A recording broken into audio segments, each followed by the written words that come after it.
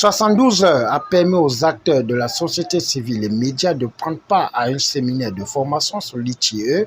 financé par l'Union européenne du 27 au 30 décembre 2022, grâce au CGET, en partenariat avec le rôle BG de Georges Paga et l'OGSF de Guy Mombo. Structuré autour de plutôt trois thématiques, le contenu local, les fonds de développement au niveau local et aussi la RSE, responsabilité sociétale et environnementale des entreprises. Au sujet du contenu local, il est question par exemple au niveau de chaque pays d'accueil des entreprises multinationales de prendre des dispositions pour que le développement de l'activité minière ou pétrolière et autres profite non seulement à l'économie, mais aux principaux agents économiques que sont les ménages, les entreprises et autres. En quoi faisant? En mettant en place des mécanismes leur permettant d'avoir accès aux biens et services, d'être sociétés sous-traitantes par exemple pour ces compagnies-là et de pouvoir contribuer de ce fait à l'économie nationale. La responsabilité sociale des entreprises, la sensibilisation sur la procédure de défense et protection de l'environnement, la gérance économique et le droit minier ont permis aux formateurs, Dr Gilbert Mwanjo Nodi, d'éclairer les participants venus pour être édifiés. Et l'ITIE est très soucieuse par rapport à la prise en compte du contenu local dans la nouvelle norme et au nombre de ses exigences. S'agissant du Fonds de développement local, de plus en plus, il est question de tenir compte des communautés riveraines dans les zones où on exploite la ressource simplement parce que l'expérience des autres pays a montré que les conflits naissent des frustrations parce que les communautés se sentent exclues du partage des revenus, des retombées économiques et sociales. Et donc, de plus en plus, les législations dans le secteur des industries extractives prévoient la prise en compte ou la mise en place des mécanismes dont les fonds de développement au niveau local permettant de pouvoir mobiliser et faire des transferts infranationaux pour développer des projets au profit des communautés. Parfait Mayombo, face aux enjeux, n'a pas hésité de donner son sentiment au sortir de cette formation. 3 journées nous a permis de comprendre à quel point les populations avaient une part à obtenir, des populations vraiment du niveau à tirer de l'exploitation des ressources de leur zone, au-delà même de ce que les entreprises exploitantes attribuent aux États. Et à travers les 3 thèmes clés qui ont été développés, donc celui de les fonds de développement des communautés locales qui existent au Gabon, la responsabilité sociale des entreprises et la question du contenu local qui permettent vraiment de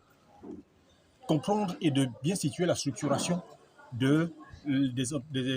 industries extractives par rapport aux communautés, par rapport aux populations riveraines de l'exploitation des mines, du pétrole,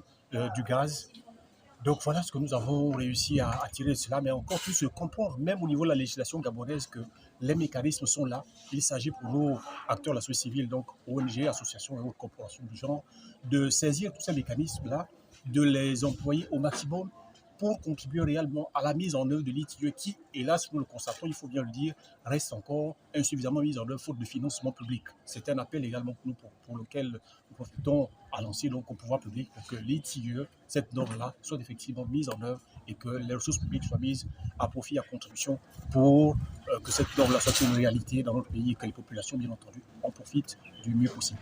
Nous notons qu'après la clôture de formation, un mémorandum a été signé officiellement devant la presse nationale et internationale en présence des participants pour projeter une série d'activités dans les jours à venir pour une sensibilisation plus élargie. Dans la mise en œuvre de l'ITIE, Monsieur le chargé de programme, Monsieur le secrétaire technique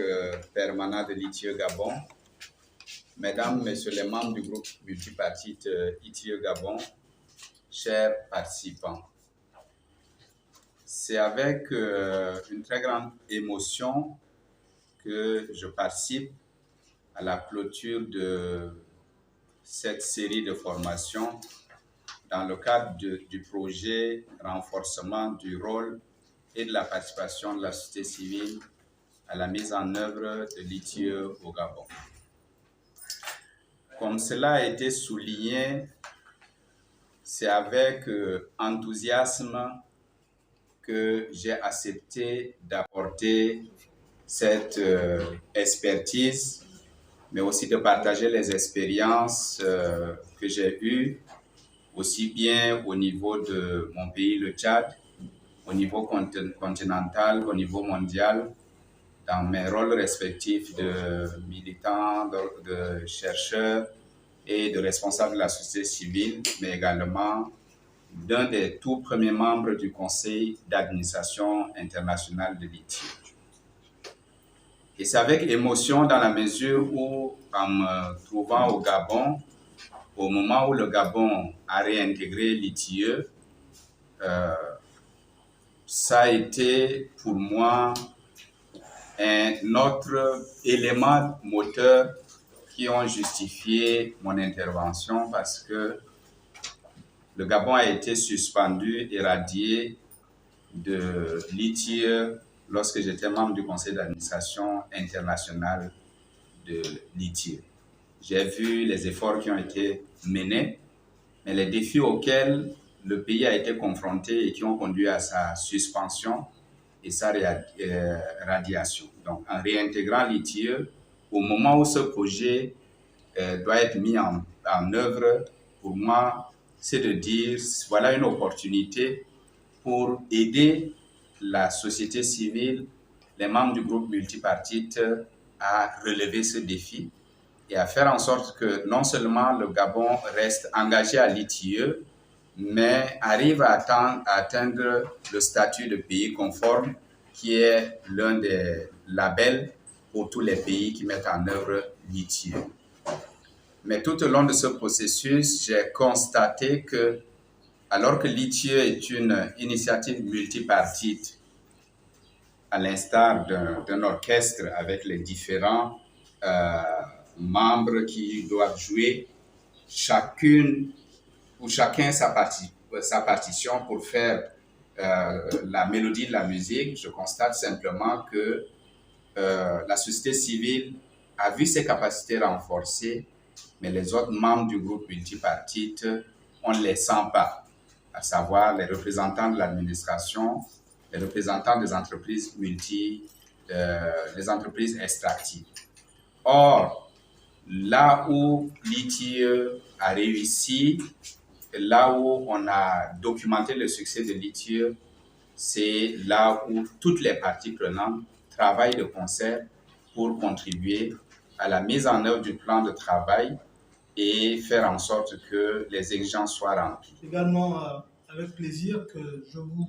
remercie pour votre participation, votre présence et votre participation effective pendant ces 3 jours d'atelier.